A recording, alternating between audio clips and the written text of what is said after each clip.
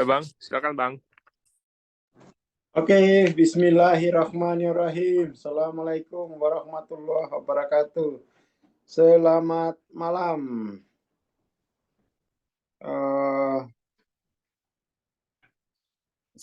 Teman-teman, selamat malam. Ini kita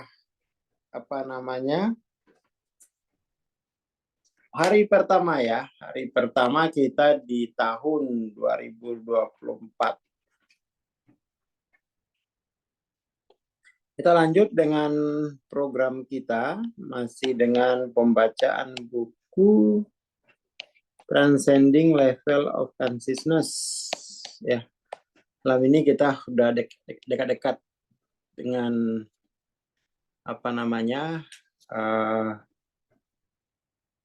dekat-dekat dengan babak terakhir ya. Mungkin kalau ini selesai, kita cari lagi nanti buku Hawking apa ya. Kita akan cari buku Hawking apa yang akan kita baca sama-sama.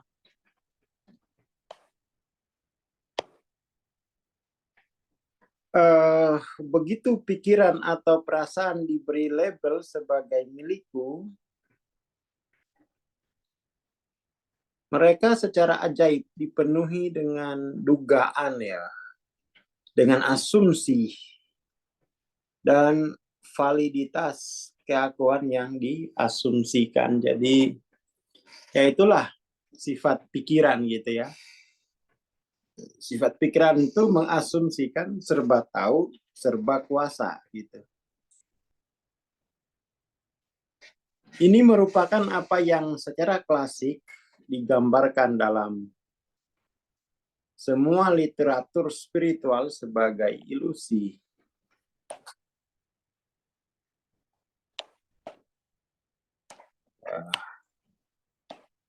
Yang sering berkembang menjadi delusi gitu ya. Kalau ilusi itu apa? Kalau delusi ini waham. Dia sudah jadi waham gitu.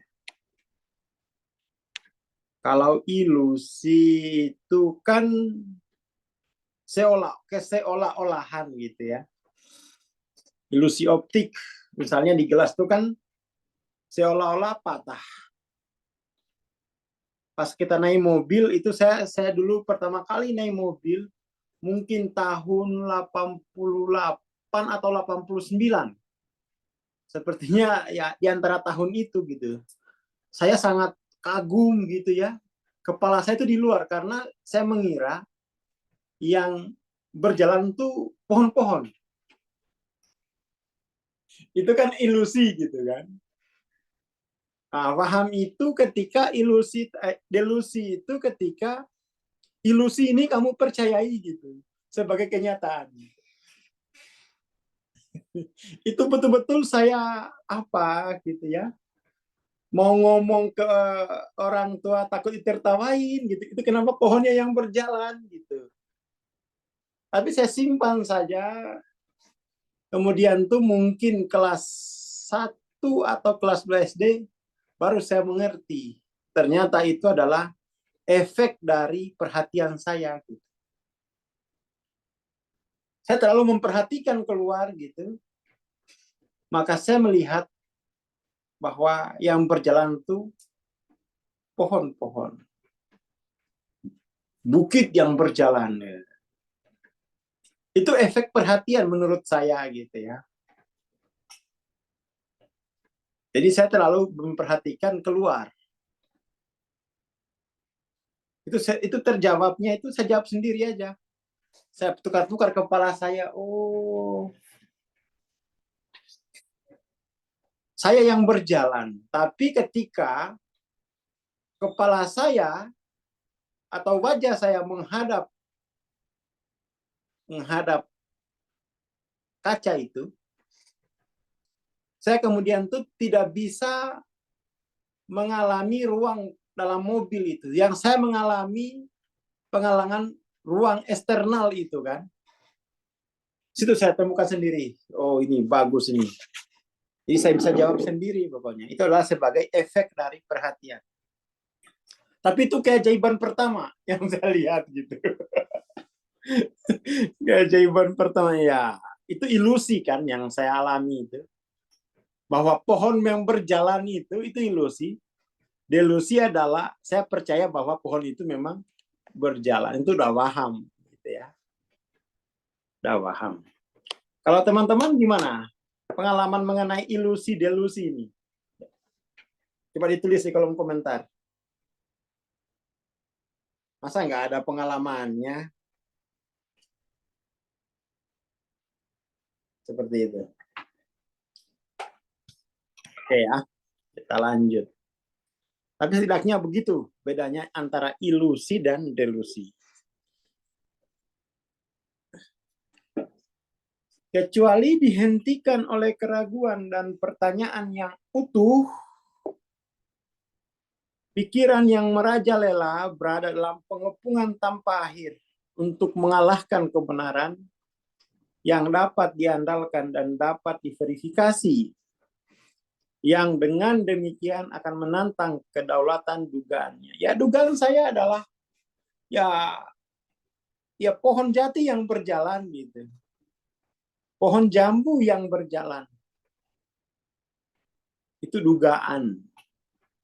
Saya beruntung tuh, kelas 1 atau kelas 2 SD, saya bisa menjawab itu sendiri, nggak usah diterangin. Hingga saya ganti-ganti kepala saya, oh, ya kan? Tinggal saya ganti arah di mana saya hadapkan wajah. Maka kemudian tuh saya mendapatkan kenyataan yang berbeda. Lumayan, kecil-kecilan. Observasi kecil-kecilan itu. Observasi kedua saya bahwa matahari terbit di belakang rumah saya. Dan itu adalah sebenarnya pengetahuan yang bersifat eksperiental, bukan pengetahuan yang bersifat objektif. Baik matahari, baik pohon-pohon yang berjalan maupun matahari yang terbit di belakang rumah saya, itu semua adalah pengetahuan yang bersifat eksperiental. Tidak salah, itu adalah pengetahuan pertama manusia. Bukan pengetahuan yang bersifat objektif. Jadi jangan sampai teman-teman tuh pengetahuan eksperientalnya itu dianggap bukan pengetahuan. Itu adalah di dalam filsafat, itu adalah pengetahuan pertama kita. Itu adalah pengetahuan yang kita ketahui melalui pengalaman kita sendiri. Tapi pengetahuan yang diketahui melalui pengalaman itu belum diverifikasi dengan metode objektif. Jadi pengetahuan objektif itu pengetahuan kedua. Itu selalu berangkat dari verifikasi objektif terhadap pengalaman eksperiental. Jangan dianggap nggak berharga eksperiental itu.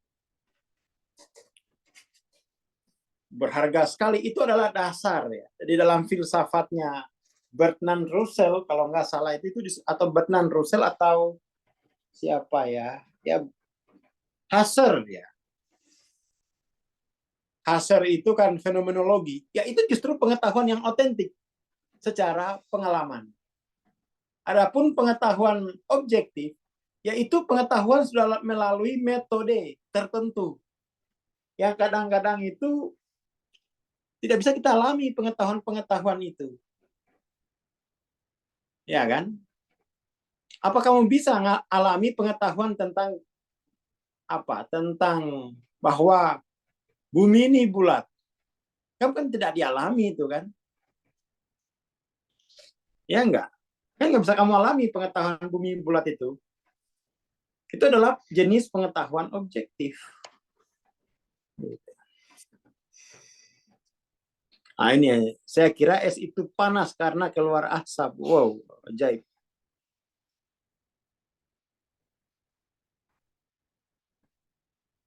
Bulan mengikuti perjalanan sampai rumah. Ya, bagus banget.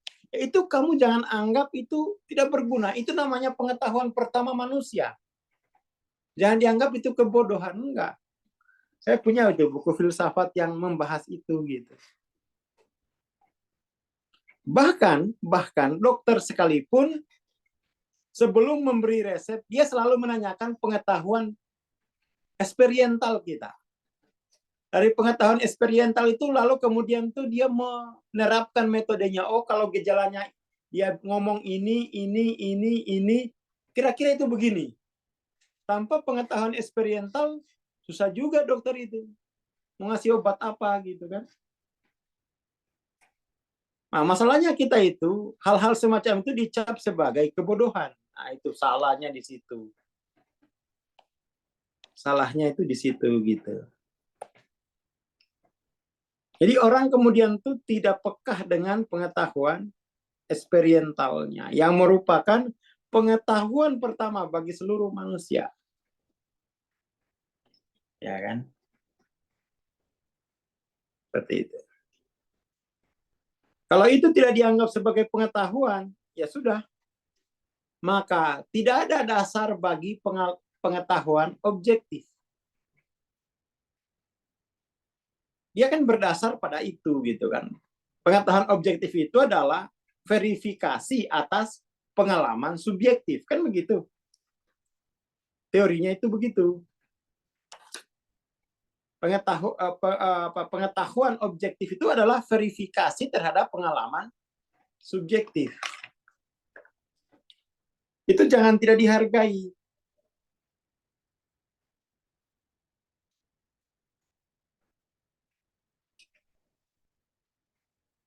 Seperti itu. Oke? Jadi hargai pengalaman subjektifmu, maka kamu akan cerdas. Tinggal kamu verifikasi itu secara objektif.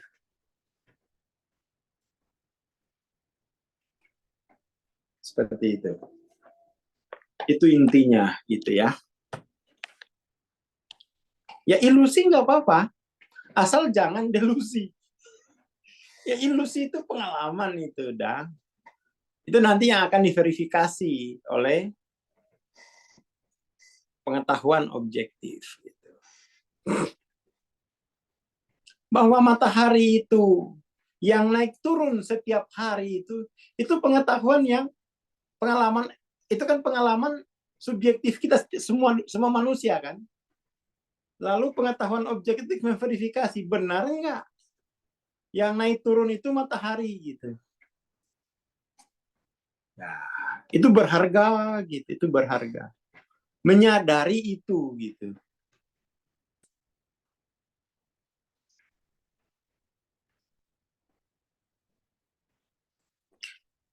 Ya, kecuali dihentikan oleh keraguan dan pertanyaan yang utuh, pikiran yang merajalela berada dalam pengepungan tanpa akhir untuk mengalahkan kebenaran yang dapat diandalkan dan dapat diverifikasi, yang dengan demikian akan menantang kedaulatan dugaannya, yaitu kecenderungan manusia universal untuk mempertahankan benar melawan semua bukti yang bertentangan. Penghancuran dominasi oleh pikiran dapat dicapai dengan satu langkah, yaitu kerendahan hati. Ini apa namanya itu? Satu langkah kerendahan hati, karena ini kan untuk mengatasi ego. Kalau untuk mengatasi ilusi kita panca indera kita itu bukan dengan kerendahan hati, pengukuran objektif, metode ilmiah. Yang diperkuat hanya dengan mengakui bahwa pikiran tidak berdaulat. Panca indera itu tidak berdaulat kalau pengetahuan objektif. Bahwa panca inderamu itu tidak berdaulat. Ya kan? Kayak contoh kayak saya kemarin gitu. Saya bawa speaker. Saya bawa speaker di pinggir kolam gitu, mutar lagu. Terus kemudian nyelam gitu kan. Pas nyelam kan suara itu hilang, nggak kedengaran. Terus saya ngobrol bahwa oh ternyata suara itu tidak bisa merambat dalam air. Karena ketika saya menyelam, suara tidak kedengaran. Terus saya nyelam lagi, oh itu keliru. Yang tidak mendengar tuh kuping saya karena ketutup air. Yang tidak mendengar itu sepertinya ya sepertinya memang kuping saya yang tidak bisa, yang sudah keisi air semua kan. Bukan kemudian kok bahwa suara itu tidak bisa merambat pada air gitu. Itu temuan kemarin gitu ya, itu temuan kemarin.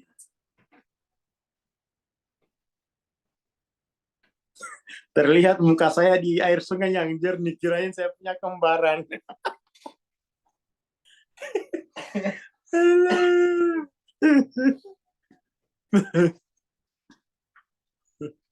Ya ini bagus juga ini.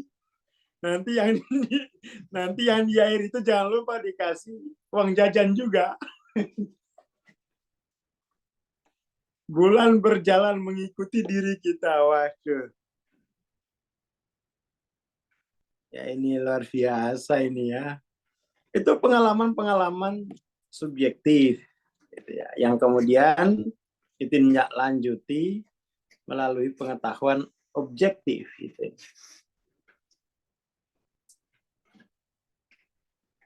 Jadi pikiran itu tidak berdaulat, tidak maha tahu, bahkan mampu mengatakan kebenaran dari kepalsuan. Sama aja dengan panca indera. Panca indera itu juga tidak berdaulat,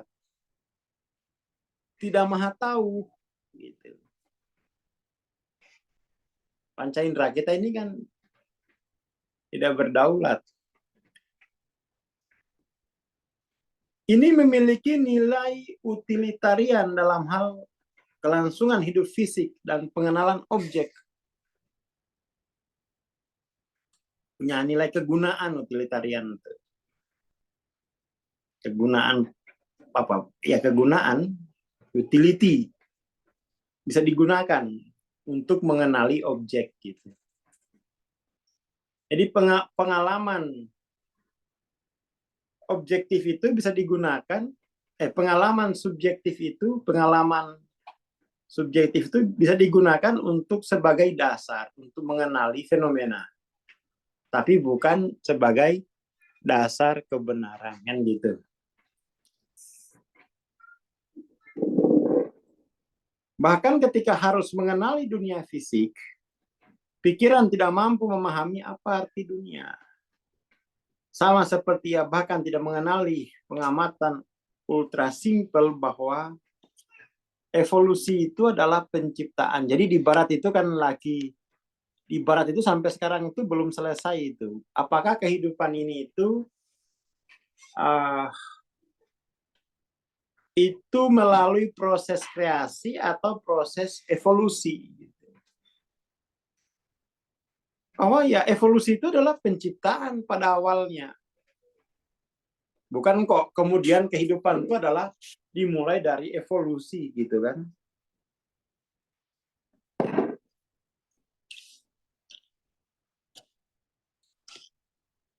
Pikiran adalah alat yang berguna dalam batas-batas pelindung dan aturan logika dan alasan atau kendala operasional intrinsik dan disiplin. Dalam bahasa Muna tuh pikiran, fekiri dia tuh kan. Jadi pikiran itu dalam bahasa Muna tidak punya kata benda. Dia kata kerja, fekiri.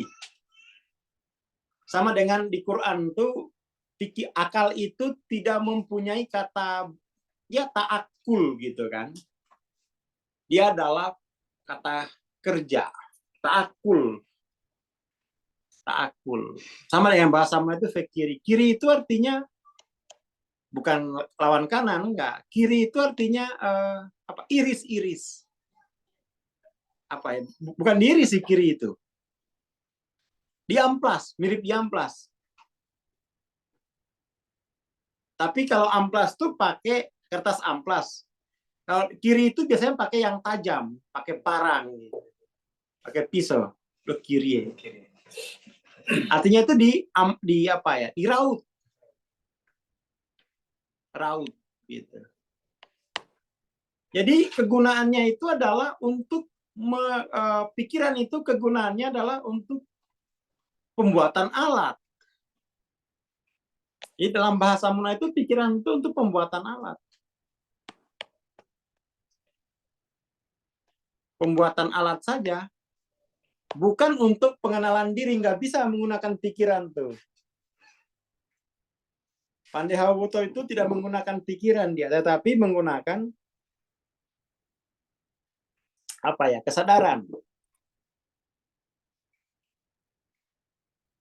Menggunakan kesadaran. Kalau membuat alat boleh itu pakai pikiran, tapi kalau mengenali diri nggak bisa. Kalau dalam bahasa Muna, untuk mengenali diri itu biahna dokolalo.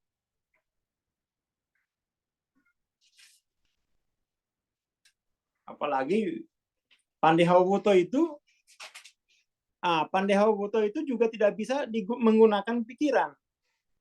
Pengenalan wajah diri itu nggak bisa dengan pikiran gitu. Dia hanya bisa digunakan dengan wuto yang lain. Dengan kehadiran wutonya, dengan cahaya dari wutonya gitu. Jadi pengenalan diri, mengenali wajah diri, wajah dari diri, tidak bisa melalui pikiran, tidak bisa juga melalui lalo. Itu harus melalui cahaya dari wajahnya. Harus ada kehadiran wutono. Itu metode pengenalan diri dalam bahasa Muna. Yang itu orang Barat tidak tahu itu. Bahwa wajah itu hanya bisa dikenali oleh dirinya sendiri. Ya kan? Wajah itu hanya bisa dikenali oleh dirinya sendiri. Ingat-ingat itu. Wajah hanya bisa dikenali oleh dirinya sendiri. Nah, ini quote pertama ini ya di New Normal Aswar 2024. Ini quote pertama ini udah canggih sudah New Normal ini. Seng ada lawan ini ya. Quote pertama lahir di sini. Arfa itu jalan pikiran tanpa berpikir. Ke kiri. Bisa juga duri ya, bisa juga duri. Sesuatu yang tajam itu bisa menusuk. Bisa juga. Jadi Advaita itu melalui jalan pikiran tanpa berpikir.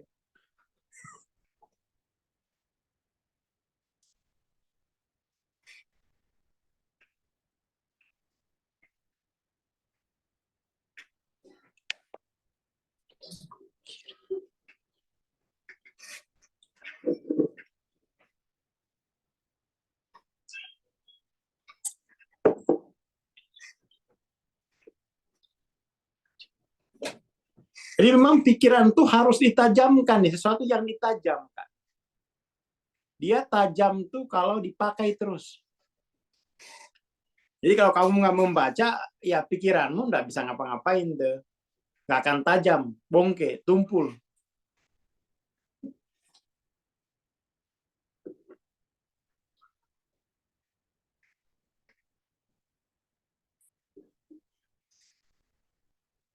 Oke ya.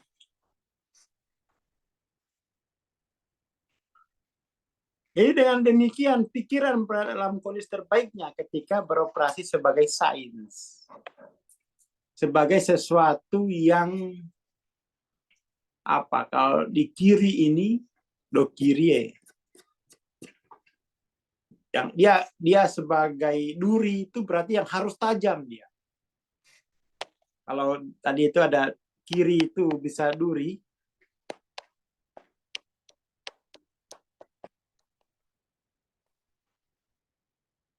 atau kiri itu sebagai kata Fake apa ya? Fake ya, kiri itu bisa duri, bisa apa namanya itu ya?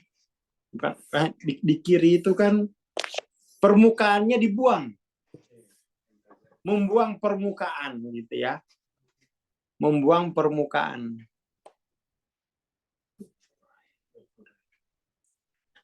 Ya, dokurai kalau untuk air, kalau untuk ini harus yang apa ya? Dia harus di apa ya? Misalnya kiri itu gini, kamu makan kelapa muda, dagingnya itu harus dokiri, dokiri.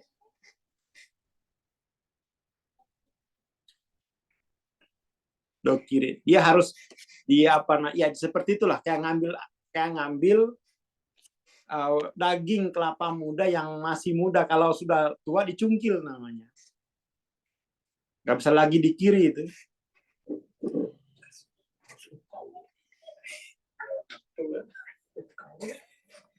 Ya kan?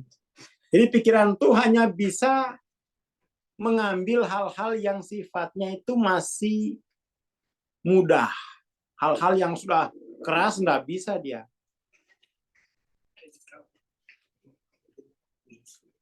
Jadi pikiran itu hanya beroperasi maksimal ketika membahas sains. Membahas sains itu kan membahas dunia benda-benda. Benda-benda itu adalah segala hal yang dipakai oleh manusia. Dalam bahasa Melayu tipakeno. Tipakeno. Ini orang Muna ya. Itu sains itu. Yang akan tipakeno itu yang akan dipergunakan oleh manusia atau hewan. Gak hanya manusia kan. Sekarang kan sudah ada kucing itu lebih mahal bajunya kucing daripada baju saya.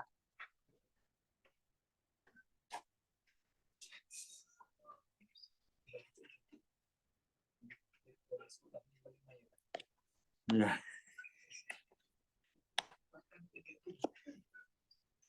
Ya, tipakeno dia. Sains itu, pikiran itu hanya untuk membuat yang akan kita pakai. Nggak bisa mengenali, wuto itu nggak bisa. Itu dalam bahasa Muna dia, raut itu untuk kamu pakai. Dan di situ memang tidak mungkin adanya emosi atau pelanggaran logika, nggak boleh. Karena kita membuat benda, membuat alat, tipakeno.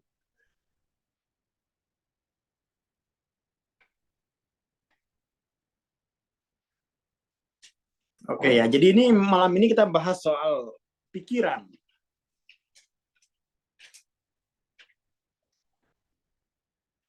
Saking konyolnya pikiran itu, kemudian tuh dia mengasumsikan dirinya juga harus dipakai. Ini bagaimana diri saya ini biar berguna? Ya dipakai saja. Bekerjalah dia untuk dipakai. Itu bodoh tuh. Akhirnya pikiran itu memperbudak dirinya sendiri.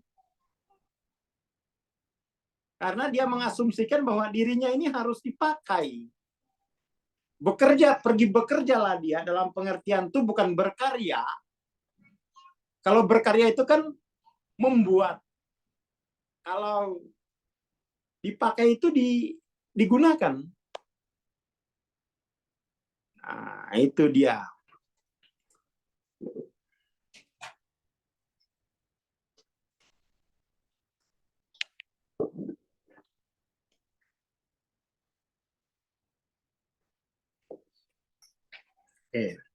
Seorang teman pernah berkata, saya baru menyadari bahwa saya tidak harus memiliki pendapat tentang segala hal. Itu sungguh melegakan.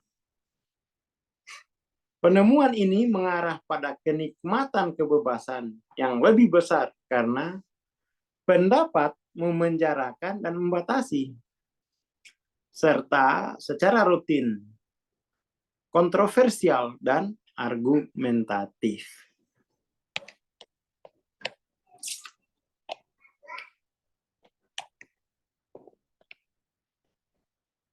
Jadi jangan sampai diri itu dikerjain sama pikiran.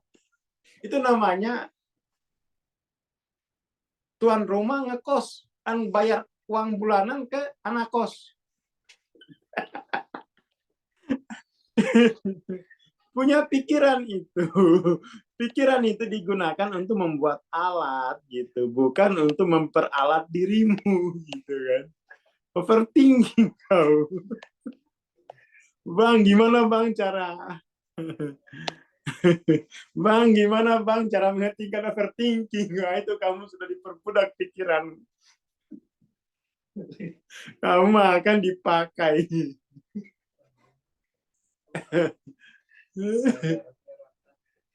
Nah itu, dan orang Indonesia itu nggak mau dirinya kalau nggak dipakai gitu kan.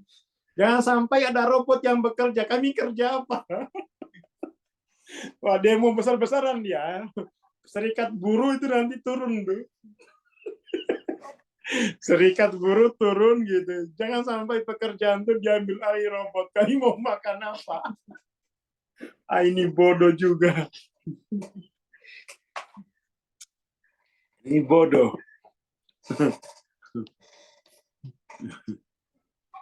Itu fenomena-fenomena di Indonesia ya. Ya biarinlah robot yang kerja gitu. Terus saya mau kerja apa? Ya nggak tahu lah kamu. Kamu kan punya diri. Kenapa kok dirimu dipakai oleh pikiranmu gitu? Janji capres ketersediaan lapangan kerja. Sudahlah. Biarkan robot yang kerja itu udah. Jangan orang, jangan diri. Diri dikerjain oleh pikirannya gitu. Itu betul-betul orang Indonesia itu ya. Nggak paham dia tuh. Apalagi orang Munas. Sudah tahu fikiri itu.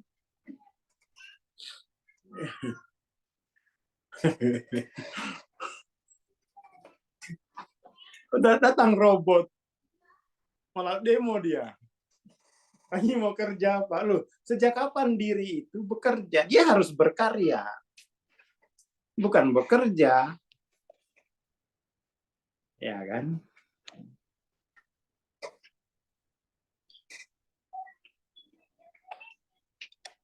Seperti itu.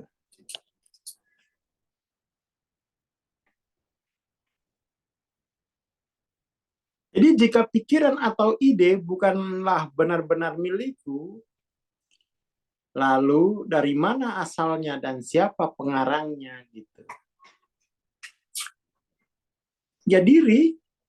Makanya saya jengkel tuh, Bang, pikiranku. Jangan bahas pikiran sama saya. Bilang dirimu. Itu yang benar tuh. Jangan bahas-bahas pikiran. Pokoknya ini babnya kesayaan. Udah, spiritual tuh bahas itu gitu. Kan yang punya pikiran kan kamu yang berpikir. Kenapa kok kemudian tuh kamu menjadi terbalik seolah-olah pikiranmu telah memperbudak dirimu. Kamu kok yang berpikir. Kamu sendiri yang berpikir. Baru cari caranya bagaimana menghentikan pikiran. Yang berpikir siapa? Itu benar-benar pertanyaan. Kadang-kadang saya mau marahin Mas Camim itu. Kamu ngapain sih terima pertanyaan yang begini? Yang berpikir dia, lalu kemudian dia bertanya bagaimana menghentikan pikiran. Ya gimana? Kan kamu dirimu yang berpikir itu.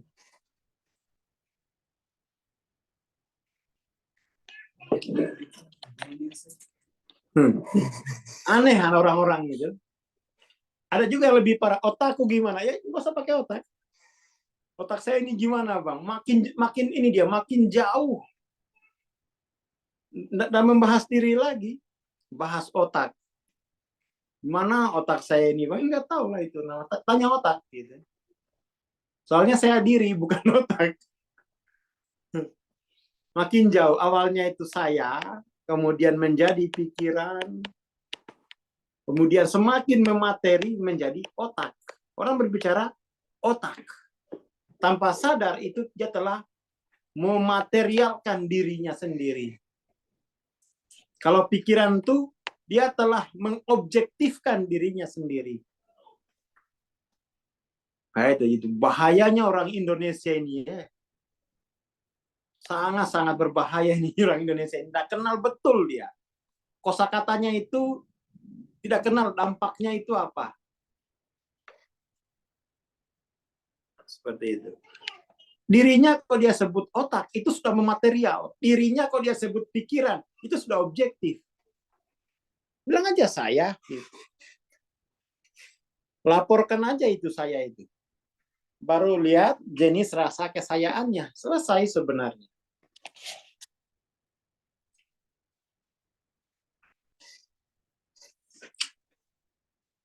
Sebenarnya mereka tidak memiliki siapa sebagai asal sama sekali, tetapi hanya muncul dari apa. Jadi, saya itu bukan siapa, tapi apa. Dia adalah sebuah level kesadaran. Sebuah level kesadaran.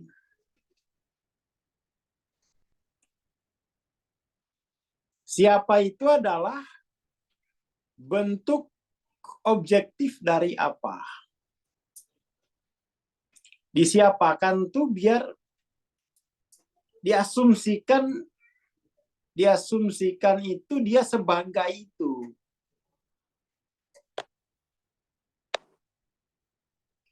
Jadi dalam bahasa Muna itu harus dibedakan antara sebagai dengan menjadi. Dengan menjadi. Nembalimo. Nah, nembali kalau menjadi itu nembali. Kalau sebagai itu ya sudah anuamo. Anoa. Sebagai itu dia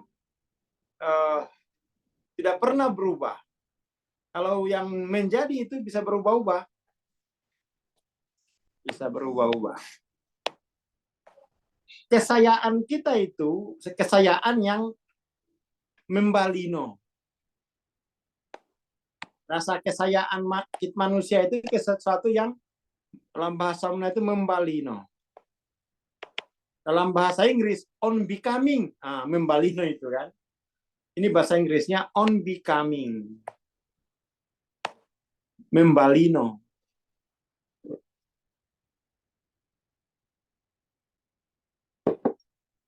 Itu dia bahasa Inggrisnya on becoming. Tapi orang Muna ya udah nggak tahu juga dia itu. Pokoknya yang dia urus ladang jagungnya aja pokoknya tuh. Sama tungguha.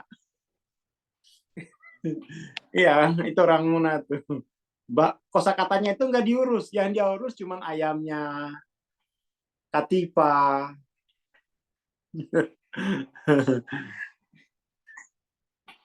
Iya kan?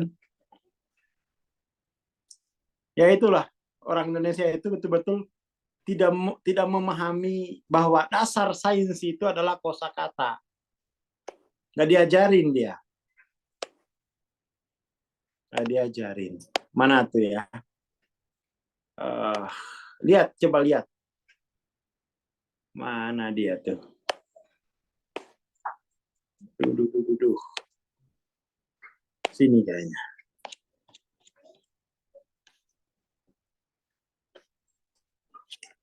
Coba lihat.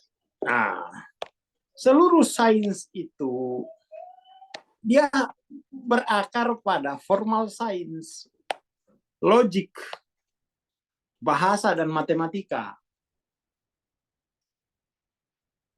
Gimana orang Indonesia mau ahli sains? Bahasa daerahnya aja nggak diteliti dia.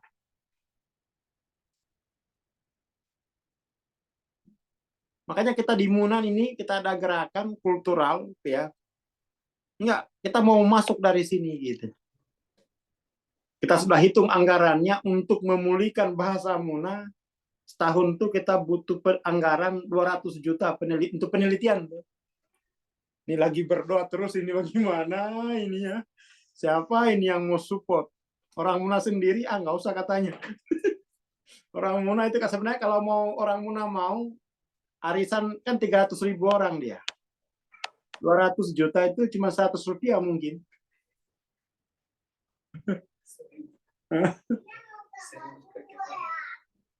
100.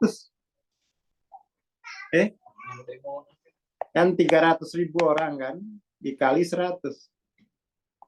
300 juta. 100 rupiah saja. Jadi dia cerdas, punya formal science. Dan 100 perak aja. Kalau dia tapi kan nggak sadar dia kan. Ini setengah mati lampu cari sponsor. Saya tahan dulu pulang, jangan perlu cari sponsor dulu Ambo. Sama pengusaha Muna, pengusaha Katoda.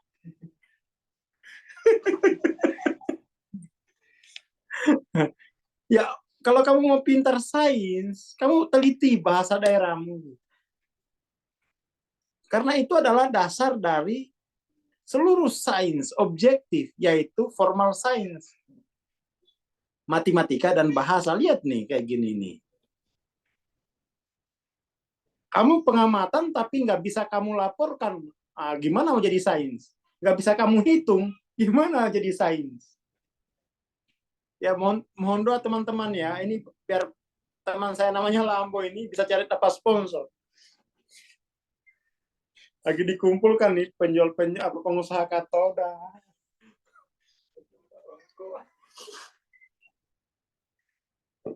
Susah. Ya kan.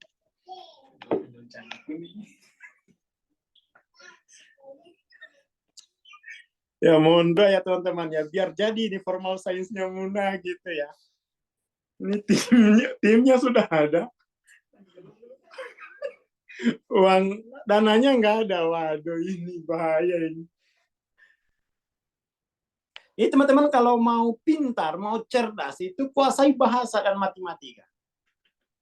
Matematika itu sebenarnya juga sama, dia adalah berhitung dan berpikir kan.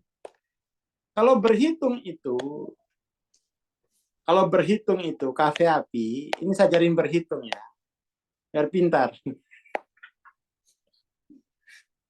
Berhitung itu dasarnya adalah pertambahan.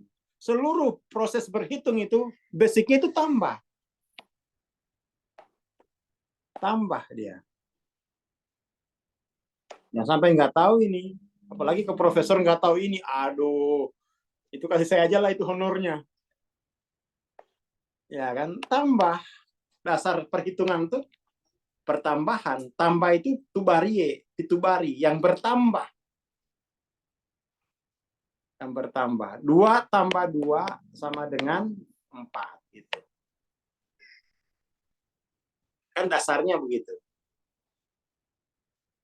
Lalu kemudian misalnya 2 kali 3 adalah 6. Kenapa 2 kali 3 adalah 6?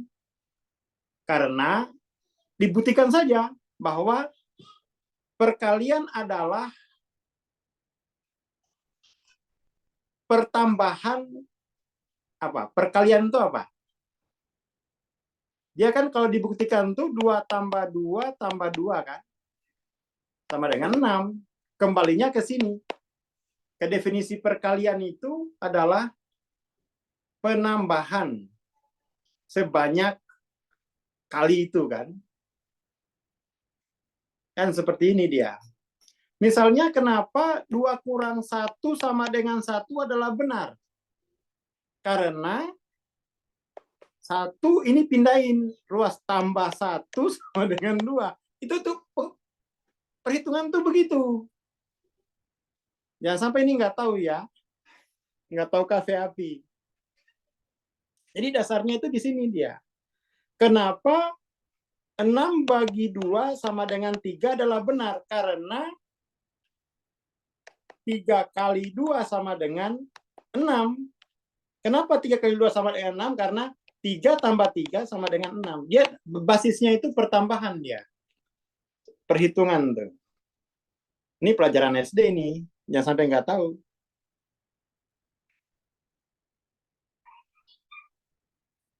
Oke. Nah, ini ada guru matematika tuh ya. Itu kafe api itu dasarnya itu pertambahan.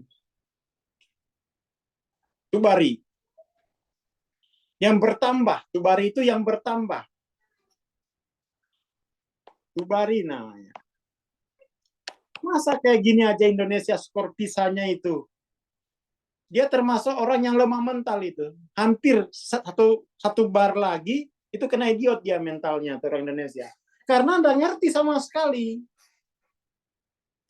Dia nggak mengerti konsep dasarnya itu. Dihafalin, cari di Google. Ngapain sih? Cuma hafalan. Dia nggak diberi pendasaran yang bagus. Ini kan saya pelajaran SD ini ya. Ibu saya ini yang ngajarin. Ya kan? Saya jangan sampai nggak tahu ini. Apalagi kalau sudah S3. Aduh, ini dokternya kasih saya aja itu.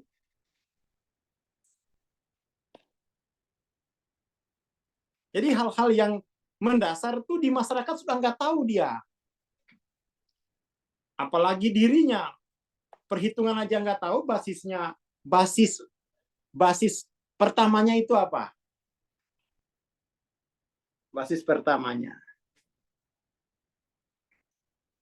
Ya kan? Angka pertama itu kan 1. Ini nggak bisa diapa-apain ini. Dia harus ditambah dulu baru bisa diapa-apain kan? Kalau 1 itu kamu nggak bisa apa-apain.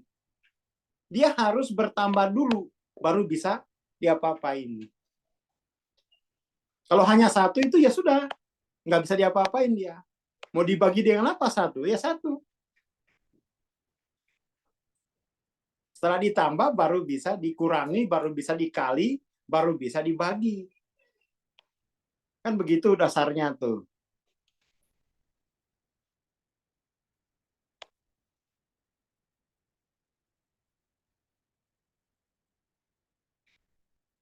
Gua nggak biar bentak ibu saya. Kalau ibu saya itu mau ngajar, itu disaku di tangan kirinya ada roti, di tangan kanannya ada rupiah gitu. Itu ibu saya ngajar tuh begitu. Jadi kami cari gitu. Di tangan kiri itu ada roti, di tangan kanan ada uang. Enggak ada kalau ada sapu itu enggak.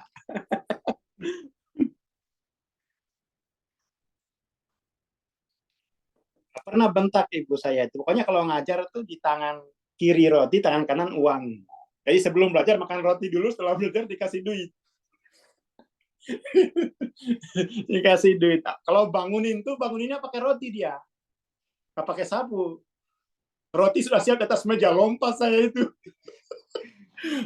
Roti sudah siap di atas itu, udah lompat langsung saja sampai nggak kebagian gitu. Tapi kalau anak dibangunin dengan bangun sekolah, wah saya kan mau sekolah. Itu ada roti udah siap, lompat saya itu. Udah kayak Spiderman. Oke, itu dulu lah malam ini ya. Jadi mohon doa teman-teman ya, biar teman saya ini dapat pengusaha yang bisa support kita punya proyek penelitian untuk formal science gitu. Jangan lupa ya, ketik amin, amin, amin di kolom komentar. Oke, itu dulu malam ini. Terima kasih. Selamat malam. Assalamualaikum warahmatullahi wabarakatuh. Amin, amin, amin. Sip. Malam. Terima kasih, Bang. Sampai kelas Kasih. kita akhiri kelas malam ini. Sampai di sini. Jumpa lagi minggu depan di waktu yang sama. Selamat malam semua.